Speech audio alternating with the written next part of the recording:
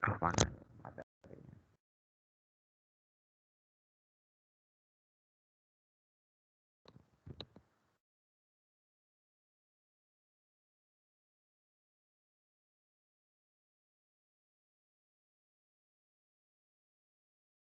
Sudah terlihat? Sudah, Mas. Oke, mungkin selamat pagi. Assalamualaikum warahmatullahi wabarakatuh. Waalaikumsalam warahmatullahi wabarakatuh. Nah, saya dapat amanah dari Pak Wan untuk mengenalkan salah satu alternatif teknologi dalam proses pengolahan air buangan atau proses pengolahan air limbah, di mana salah satu tujuannya ya nanti siapa tahu teman-teman sekalian bisa ya ada motivasi diri untuk mengupgrade lah dari apa yang didapat di perkuliahan di kampus Teknik Lingkungan Undip kayak gitu. Perkenalkan, nama saya Rahmat, saya alumni Teknik Lingkungan tahun 2009. Dalam hal ini saya berkecimpung di bidang development produk, development teknologi terkait proses elektrokimia, di mana yang kami kembangkan yaitu elektrokoagulasi kayak gitu. Tujuannya yaitu untuk mereduce cost operasional dari sistem konvensional yang ada di lapangan. Seri ini sudah terdaftar terproses di Kemenkumham dengan nomor IPT 2021-029576. Jadi secara brand, secara sistematis, sudah saya daftarkan kayak gitu. Nah, baik, mungkin langsung saja. Jadi ini interaktif aja ya. Jadi bisa kalau ada yang mau di stop, mau dipertanyakan, langsung aja ditanya kayak gitu. Jadi biar lebih enak dan di akhir materi kan udah selesai semua. Itu hal-hal yang ingin ditanyakan kayak gitu. Jadi biar lebih cepat gitu. Biar enak juga teman-temannya gitu. Kelihatan nggak itu secara di layar? Terlihat, Mas. Kelihatan, Mas. Perlu saya slideshow atau segini aja cukup?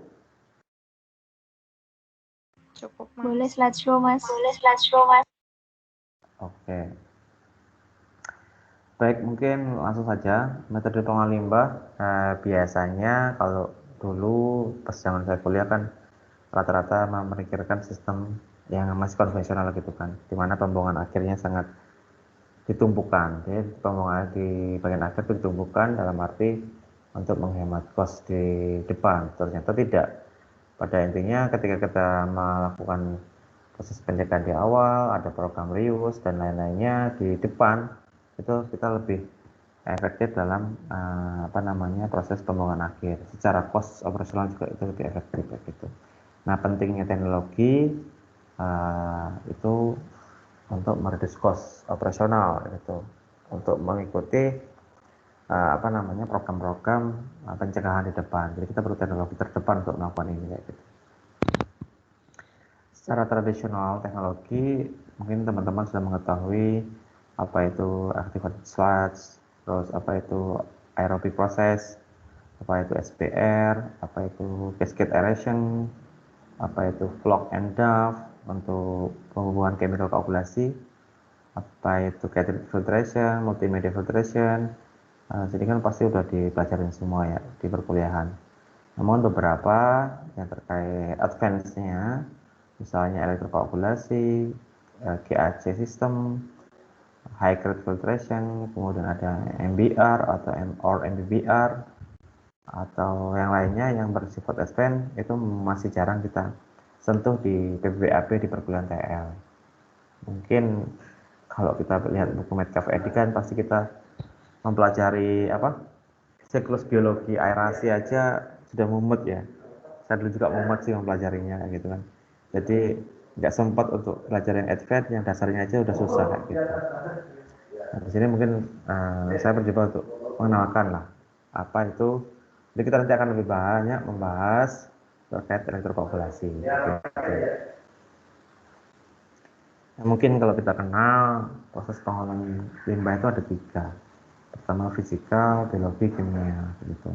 Namun untuk elektrokimia ini masih jarang disentuh di Indonesia untuk aplikasinya gitu. Karena masih banyak yang gagal dan lain-lainnya. Nah, elektrokimia ini sebenarnya penggabungan antara bisa biologi kimia jadi digabungin jadi satu, atau kimia fisika bisa dijadiin jadi satu gitu. Kalau kimia fisika jadiin satu namanya elektrokimia koagulasi. Kalau kimia biologi jadi satu namanya elektrooksidasi.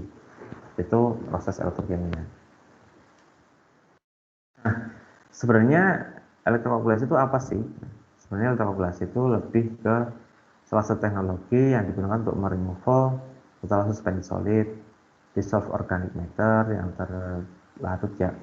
Kemudian nutriennya dalam bentuk amonium sama fosfat, itu bisa direduksi sekaligus direcovery ya gitu. Kemudian bakteri juga bisa direduksi. Kemudian heavy metal, oil and grease, dan kandungan-kandungan organik lainnya bisa direduksi dengan one single proses dengan elemen elektrokoagulasi. Terkait penggunaan EC sebenarnya udah banyak banget aplikasinya, namun rata-rata di lapangan pasti menemui yang sistem plate seperti ini, sistem plate kayak gini. Nah, dari sistem plate ini sebenarnya banyak kelebihan dan juga banyak kekurangan. Nah, kekurangan itu kita maksimalkan dengan sistem yang modular ini, yang kami create kayak gitu. Secara proses, itu ketika nilai current dialirkan di dalam satu chamber reaction, ada positif, ada negatif. Di mana positif itu proses yang dioksidasi, dan negatif adalah proses reduksi. Di mana oksidasi ini akan meluruhkan logam yang bernuansa positif berupa aluminium, besi, ataupun nanti kita menggunakan logam magnesium. Nah, ada yang tahu nggak kenapa menggunakan magnesium? Nah, magnesium itu digunakan untuk mereduksi namanya nutrien fosfor, gitu, fosfat, itu bisa tereduksi dengan adanya elektroda magnesium, gitu. Sedangkan untuk besi, alum itu bisa kita gunakan untuk DOD, COD, TSS, warna. Nah, dari logam ini yang berbau N+ ini itu akan berikatan dengan OH-. OH- dari proses reduksi dari H2O. H2O terpecah akan menghasilkan 2H+ tambah OH-. Nah, OH- itu akan berfungsi sebagai pengikat yang positif Na+ ini, sehingga akan membentuk koagulan. Koagulan secara NC itu jadi MOH-N ini koagulan. Nah, kemudian H+ itu akan menghasilkan perikatan dengan H+ lainnya berupa menjadi H2 hidrogen. Nah, hidrogen ini bisa berfungsi sebagai floating pengangkat. Flotationnya si slurry yang dihasilkan dari proses koagulan di dalam reaction chamber ini. Ibarat kata kalau misalnya chemical koagulasi kita adjust some chemical, some salt, misalnya ferrochloride, ferrosulfat, ataupun alum sulfat, polyalum chloride atau ACH gitu, kita adjust. Nah, kalau di sini kita without chemical tetapi memanfaatkan permainan elektron di dalam air gitu. Nah, dari sini ada yang tanyakan?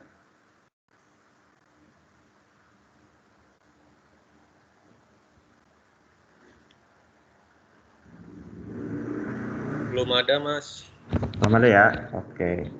Tinggal itu aja ya, tinggal ditanya aja ya kalau itu.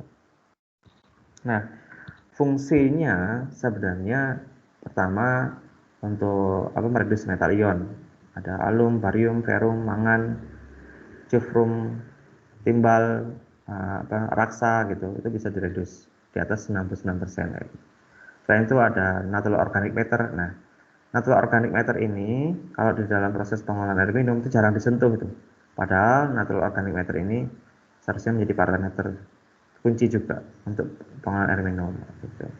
Pesticide, herbicide, terus warna, koloidal, lumpur, silika, terus ada oil emulsion, silt, terus suspended solid, bakteri itu bisa diredus dengan satu single proses dengan elektrokoagulasi ya, gitu.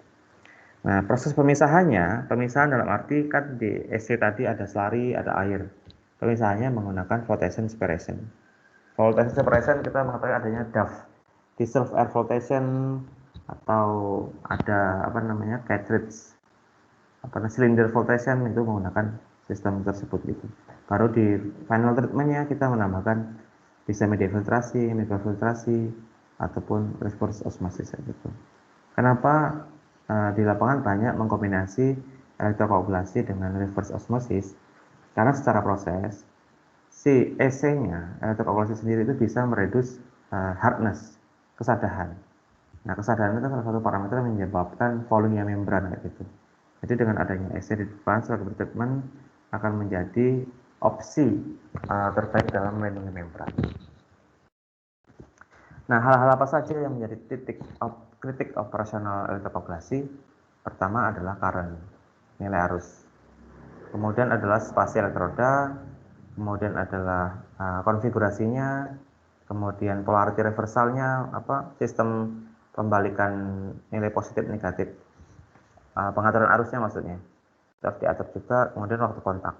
Nah, di dalam elektrokoagulasi tidak mengenal waktu tinggal, tapi mengenalnya adalah waktu kontak. Waktu kontak antara ion dengan si air, limbah. Nah, namun dari beberapa parameter di atas, current density sama contact time adalah menjadi faktor penting dalam merencanakan elektrokoagulasi gitu. Nah, dalam materi ini saya belum melampirkan bagaimana mengkalkulasi, menghitung, mendesain elektrokoagulasi gitu. Nah, namun nanti tergantung permintaan Pak Wawan. Kalau Pak Wawan kedepannya mau diberikan juga materinya, mungkin bisa saya berikan. Jadi ini lebih ke pengenalan awal dulu, apa sih elektrokimia itu, nah, baru nanti aplikatifnya di bagian akhir. Nah, faktor yang mempengaruhi ini seperti pH, electrical current, material yang digunakan. Material ini difungsikan sesuai dengan masing-masing air limbah. Misalnya tekstil, kita nggak bisa menggunakan aluminium, kita biasanya menggunakan besi ya, gitu. Karena pH di tekstil itu relatif lebih alkali. Besi lebih cocok dengan pH alkali. Gitu. Nah, kemudian kalau untuk air minum, air permukaan atau air gambut, kita biasanya pakai aluminium. Nah, untuk parameter penting lainnya itu terkait konduktivitas si air. Konduktivitas air itu satuannya milisiemens. Jadi kalau kita mengukur TDS, total discharge solid, misalnya TDS-nya adalah 1000 mg per liter. Biasanya konduktivitasnya adalah dua kalinya dari si TDS. Bisa di 2000 di di 2000-an milisiemens gitu. Sehingga nilainya separuhnya untuk konduktivitas. Konduktivitas ini berpengaruh terhadap nilai hambatan air.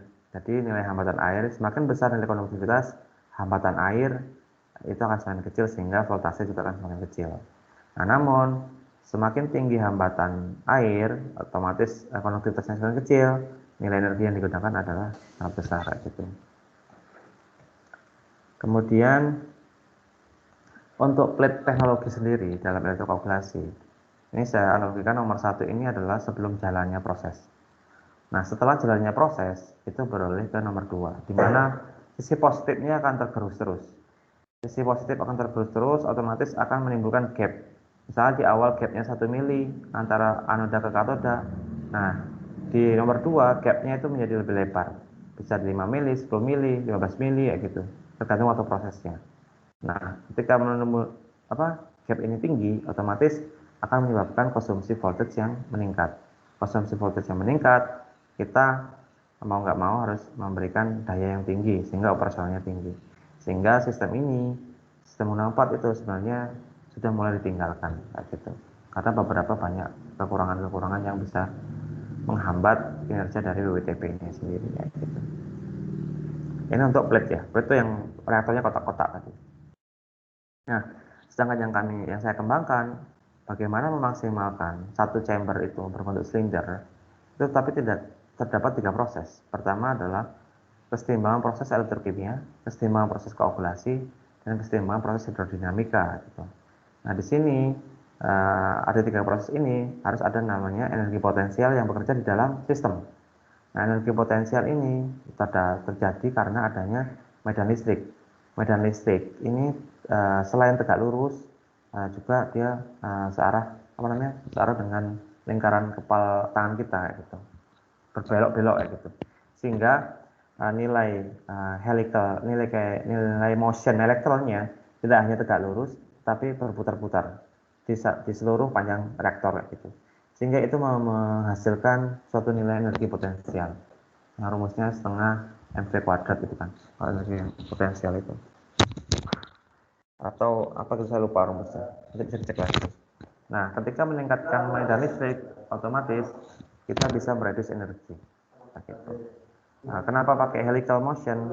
Kalau misalnya teman-teman itu melihat water heater, kemudian melihat hair dryernya para cewek-cewek itu kalau mengenai rambut, kalau memeriksa itu pasti ada namanya helical spring atau pair.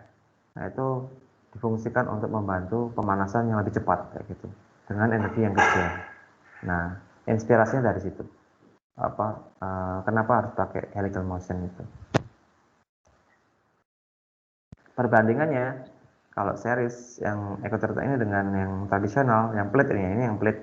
Kalau yang series itu dayanya lebih kecil 50% dibandingkan yang plate ya gitu. Kemudian meminimalkan bahaya proses karena menggunakan voltase yang rendah. Sebagai contoh, ini menggunakan voltase di 20, 25, 30. Ini menggunakan voltase di 60, 80, 100 ya gitu. Perbandingannya seperti itu. Antara yang secret dengan antara yang sudah ada gitu. Nah, kita masuk ke tahap optimalisasi salah satu pabrik tekstil yang ada di Bandung. Sebelumnya, limbah tekstil itu pada dasarnya dia mengkonsumsi air sangat banyak. Itu per kilonya mengkonsumsi 100 liter air kayak gitu. Dan di dalamnya terdapat kompleksitas dan variabilitas dari si air limbahnya sendiri ya gitu. Karena mengandung tinggi organic matter, alkalin pH dalam arti basah ya, terus high salinity, strong color, warnanya sangat kuat. Nah, hal-hal ini yang harus kita perhatikan dalam memproses pengolahan limbah. Karena pada dasarnya warnanya dasar di tekstil itu adalah warna yang reaktif, yang sukar diolah. Nah, kalau proses di dalam tekstil itu banyak prosesnya, ya bisa sizing, desizing, scoring, bleaching. Ini beberapa menghasilkan BOD COD yang sangat tinggi ya gitu, dan temperatur juga yang sangat tinggi. Kemudian proses dyeing juga menghasilkan warna reaktif dan BOD COD juga yang sangat tinggi. Dan pentingnya kita mengetahui proses ini agar kita bisa mereduksi dan memisahkan sebenarnya warna-warna apa saja yang mengganggu proses BOD kita. Pentingnya proses. Nah, secara rasio BOD COD itu rasionya sangat rendah, di bawah 0,3 sebenarnya di tekstil itu rata-rata. Nah, banyak kasus di lapangan itu menggunakan biological. Nah, biological kan harus kandungan limbahnya yang biodegradable, di mana rasio BOD COD-nya harus di atas 0,5 gitu kan. Nah, otomatis biological nggak bisa di depan. Nah, biological biasanya pakai sistem chemical precipitation atau chemical koagulasi. Di dua proses ini pun masih banyak underperformnya kayak gitu, sehingga kita perlu menambahkan namanya unit elektrokimia gitu. Nah, kalau kita lihat itu TDS, COD, BOD itu sangat tinggi, warna juga sangat pekat biru gitu. Sebagai contoh ya, ini salah satu pabrik tekstil. Kemudian spirit solidnya juga tinggi, TSS-nya, garamnya juga sangat tinggi, kandungan heavy metalnya berupa besi, magnesium, arsenik, koper juga lumayan tinggi, di atas rata-rata baku mutu standar yang ditetapkan KLH. Nah, di dalam pengolahan air limbah tekstil secara existing rata-rata menggunakan conventional method, yaitu menggunakan biological process, di mana ada adjustment pH, homogenization, equalisasi, baru masuk proses biological, baik itu secara extended aeration ataupun activated starch. Namun proses di sini itu banyak kegagalan karena terkait warna dan suhu. Warna ini kan kalau di proses biologis kan sangat sukar sekali untuk di degradasi gitu kan. Terus kemudian kandungan rasio BOD COD-nya juga sangat rendah, sehingga proses biological di lapangan banyak rata-rata itu harus di-upgrade dengan proses tertiary treatment. Proses apa itu? Bisa menggunakan proses elektrokimia, baik itu elektrokoagulasi maupun elektrooksidasi. Itu untuk kategori awal. Nah, bagaimana cara menghilangkan warna? Itu cara yang tepat adalah menggunakan electrochemical methods, di mana operasinya sangat mudah dan simple, serta kita hanya mengandalkan ion-ion atau reagen yang bekerja di dalam air limbah untuk memproses tersebut. Misalnya pakai elektrokoagulasi mengandalkan ion dari ion besi, ion aluminium, ion magnesium. Nah, kalau misalnya menggunakan elektrooksidasi itu mengandalkan ion OH radikal yang terbentuk karena adanya current yang masuk di dalam elektroda metal yang digunakan ya, gitu. Nah, ini kasus di Iotek di mana warna limbahnya biru pekat sama merah pekat. Kalau misalnya ditambah dengan periklorat gitu, itu nggak ke proses. Terus ditambahkan dengan apa namanya alum sulfat pun yang biru pun masih warna biru gitu. Nah ini pasti akan mengganggu di proses aerasi ya. Gitu. Nah bagaimana caranya? Ya mau nggak mau warnanya harus kita hilangkan dulu. Pakai apa? Chemical koagulasi susah gitu. Jadi bisa menggunakan alternatif teknologi berupa elektrokimia koagulasi gitu. Karena kenapa? Dengan konsumsi alum saja dan lain-lainnya, ini operasional cost-nya di Rp12.000 per meter kubik dengan kapasitas 1.500 meter kubik per hari ya gitu. Nah, bagaimana kita mendown cost-nya itu dengan elektrokimia gitu. Elektrokimia otomatis dia akan hemat listrik dan hemat chemical yang digunakan karena dia hanya menggunakan elektroda. Biaya elektroda kan lebih murah dibandingkan biaya kimia per kilogramnya gitu. Nah, dari sini dari ekologisasi ini nanti akan dipompakan menuju elektrokoagulasi, menuju DAF dulu. Yang A ini adalah DAF. Jadi kita menghubungkan koagulan dulu untuk menurunkan pH. Nah, dalam arti dari pH 12 diturunkan menjadi pH 8 atau 7 atau 5 gitu sesuai dengan takarannya yang pas. Baru nanti kita elektrokoagulasi agar hasilnya bisa clear kayak gitu. Sebagai contoh, ini adalah dari pH 12 turun ke 7,3. Nah, ini diproses juga masih belum sempurna. pH-nya bisa naik dari ini ya, dari EC naik pH-nya 9,2. Ini prosesnya belum sempurna.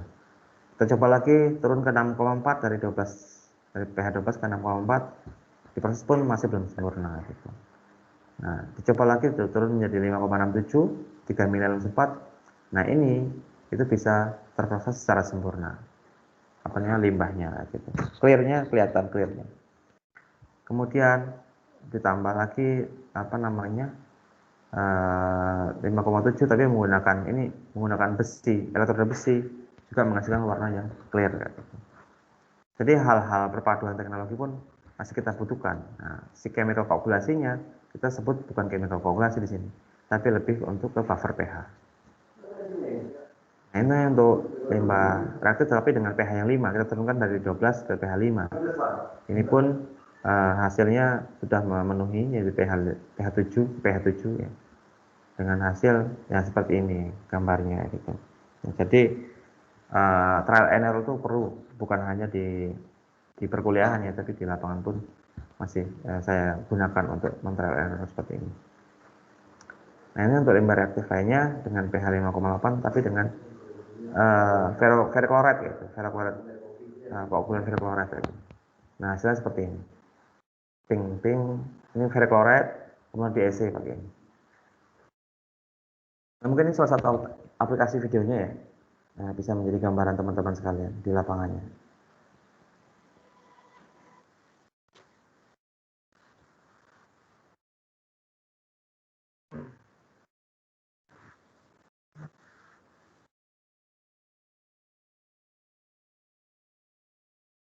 Jadi ini reaktornya modular seperti ini, positif negatif. Satu reaktor ini kapasitasnya 10 meter kubik per jam. Jadi sistemnya ini one on one standby.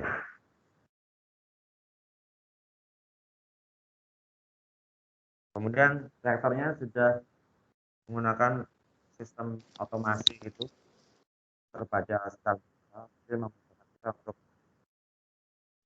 input data.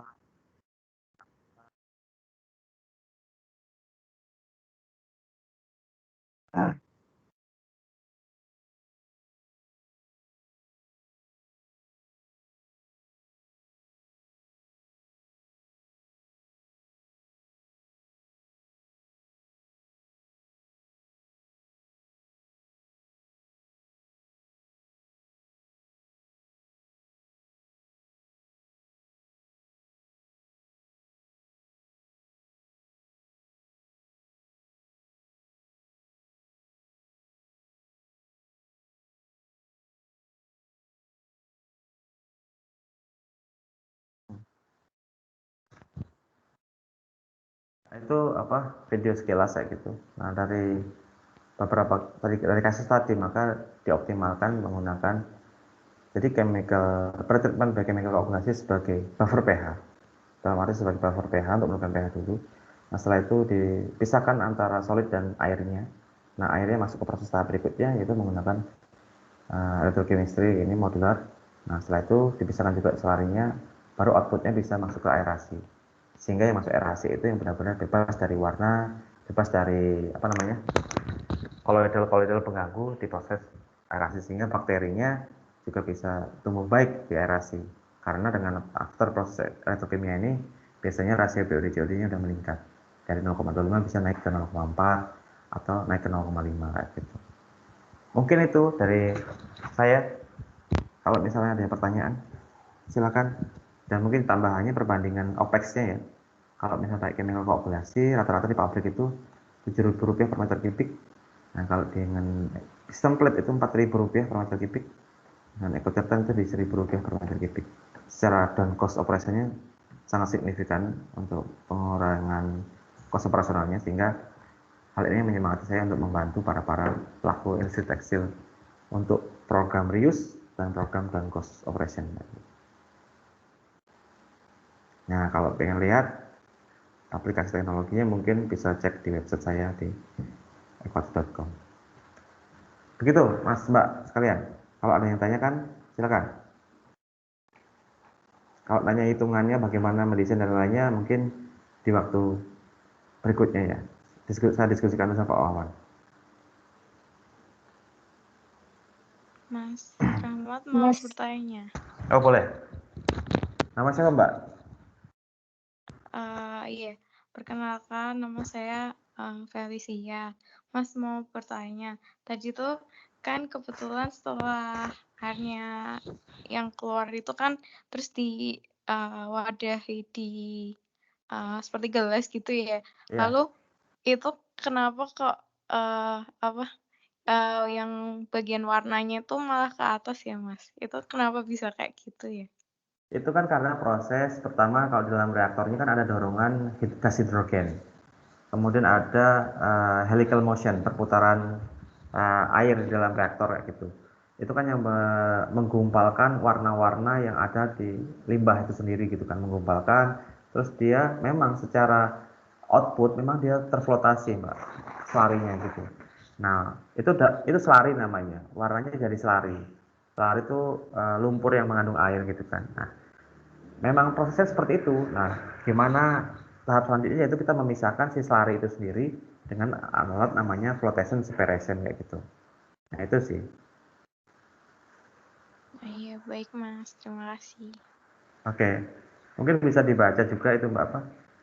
Terkait elektrokoagulasi itu kalau sistemnya pasti dia akan mengangkat kotorannya ke atas gitu. Floating kayak gitu.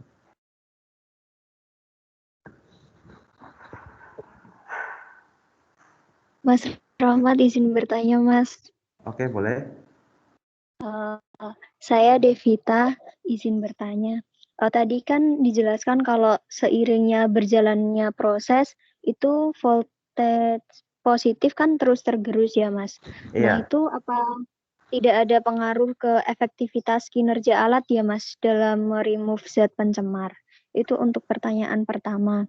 Untuk pertanyaan keduanya, alat elektrokoagulasi ini maintenance-nya bagaimana ya, Mas? Apa ada periode waktu tertentu atau bagaimana? Itu, Oke. makasih, Mas.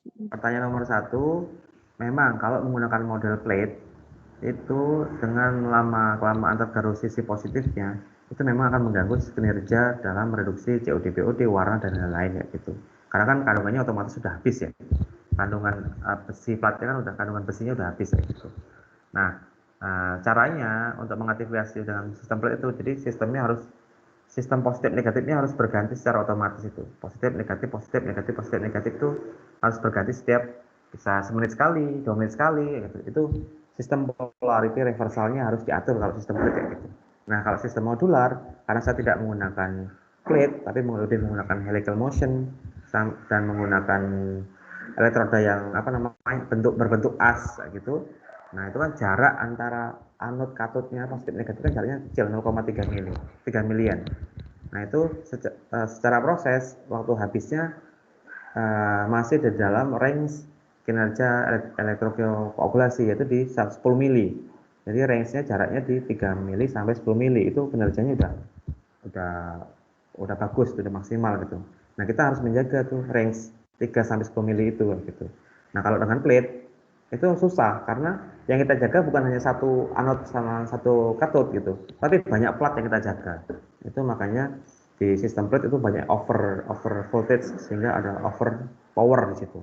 Nah kalau dengan modular, karena dibantu dengan helical motion, terbentuk magnetic field atau gaya magnet, atau sebelumnya gaya Lorentz, itu akan menyebabkan efisiensi energi. Sebagai contoh, dengan kapasitas 10 meter kubik per jam, kita menggunakan plate itu kita butuh 15 kW. Nah, dengan menggunakan modular itu kita membutuhkan 3 sampai 6 kW. Jadi sungguh sangat berbeda antara plate sama modular gitu. Jadi pasti kalau sudah timbul gap, pasti nilai efektivitasnya akan rendah kayak gitu. Kemudian pergantiannya apa yang diganti?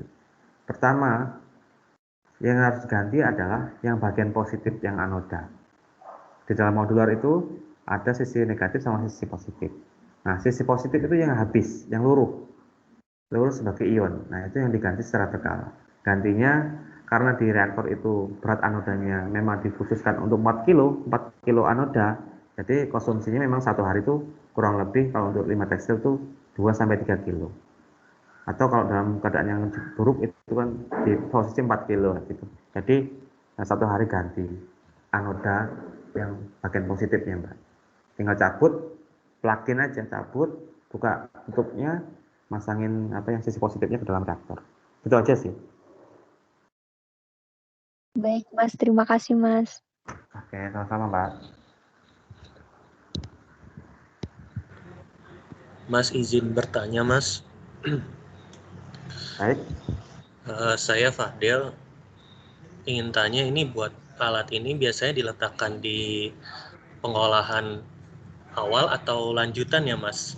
Terus biasanya kalau di lapangan itu diletakin setelah treatment apa ya, Mas? Itu saja, terima kasih, Mas.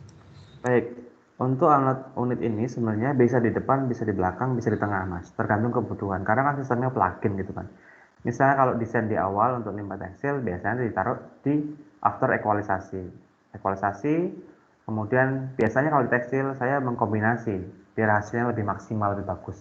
Jadi COD BOD-nya bisa di atas 65%. Biasanya saya menggunakan chemical keunggulan dalam bentuk aluminium sulfat, ferrichloride atau ferrous sulfat gitu, tapi dalam dosis yang sangat kecil, yang berfungsi hanya untuk menurunkan pH. pH untuk range kerjanya elektrokoagulasi kan di antara 4 sampai 11. Jadi pH-nya saya turunkan dulu, yang kelima misalnya. Nah, setelah itu baru di elektrokoagulasi ya gitu. Itu juga bisa. Nah, juga bisa setelah aerasi misalnya. Setelah aerasi setelahnya prosesnya belum sempurna. Setelah aerasi, DSC, di elektrokoagulasi juga bisa. Jadi kalau di lapangan sesuai kebutuhan mana yang belum optimal, Mas, kayak gitu. Dan kita juga kan tidak membutuhkan tempat yang sangat besar, sistemnya kan modul gitu, tinggal pasang di titik-titik di mana dibutuhkan optimalisasi. Seperti itu, Mas Fadil.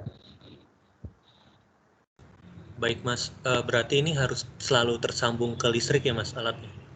Ya, kelemahan dari sistem elektrokimia pasti harus butuh listrik. Sama halnya dengan blower yang harus butuh listrik, kayak itu, Mas. Baik, Mas. Ini PPT-nya akan dikasih nggak ya, Mas? PPT-nya, ya nanti saya koordinasi sama Pak Wan dulu ya. Siap, Mas. Terima kasih, Mas. Oke, sama-sama, Mas.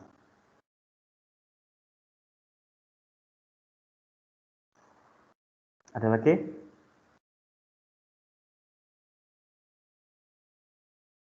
Mungkin kalau oke, mungkin bisa di minggu depan kita belajar bagaimana sih mendesain unit ini gitu. Dari plate seperti apa gitu. Karena kan di perkuliahan nggak ada dipelajari kayak gini kan ya.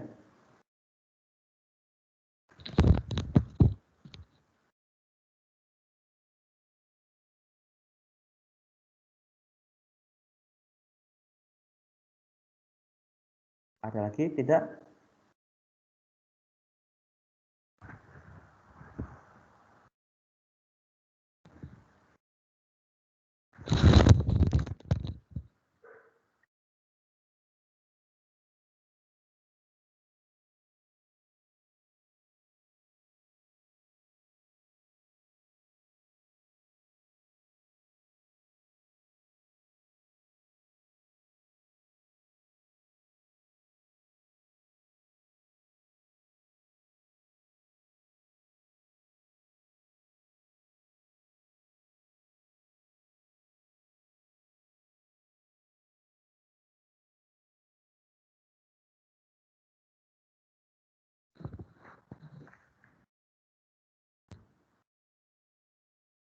Kalau misalnya sudah nggak ada, mungkin bisa dicukupkan, Mas, Mbak. Karena tugas saya hanya memaparkan teknologi ini untuk salah satu alternatif pengolahan limbah. Kalau misalnya ada yang mau ditanyakan silakan. Kalau misalnya nggak ada, mungkin bisa dicukupin aja gitu.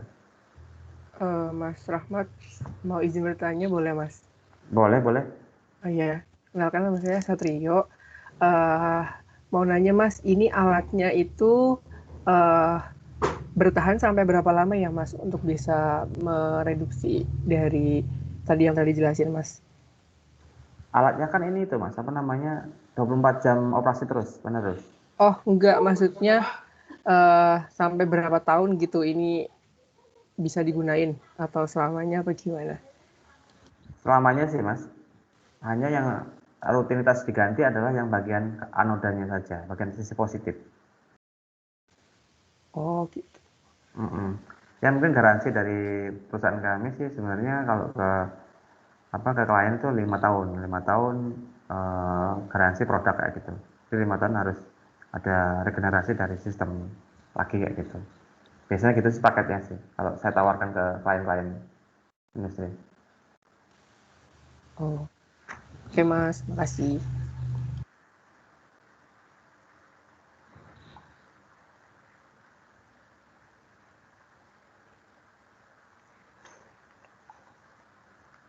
Kalau Pak Wawan ngajarinya udah sampai mana? PBPAB-nya? Baru masuk ini, Mas. Oh, baru masuk ini ya? Iya, Mas, setelah UTS.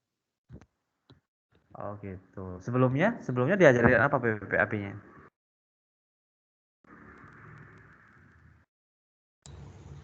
Buffer reaktor, Mas. Buffer reaktor? Baffle ya? Baffle? Atau buffer? Baffle, Mas, baffle. Ya opo kuwi? Oh, kayak apa itu? Baru dengar saya.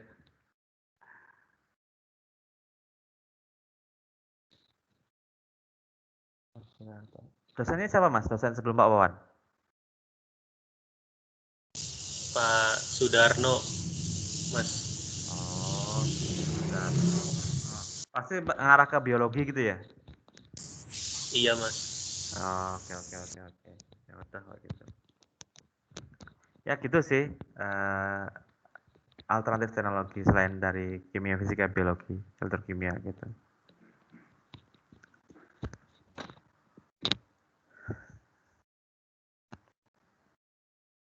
Ada lagi kalau misalnya nggak ada, mungkin bisa disudahi kayak gitu.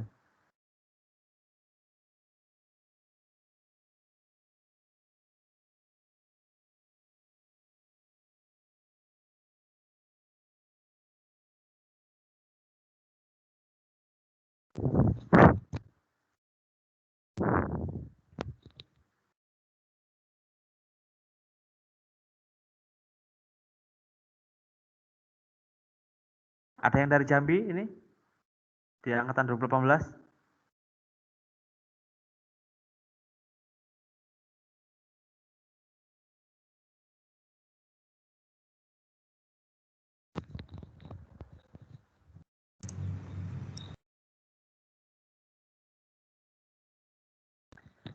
Oke, Mas Fadel, mungkin sudah dulu ya, saya cukupin di ini. Iya, Mas, sudah. Kalau tidak ada yang bertanya, mungkin bisa dicukupkan, Mas. Iya, nanti mungkin terkait materi mungkin bisa saya koordinasikan dulu sama Pak Wawan. Oh iya, Mas, siap. Oke, kayak gitu.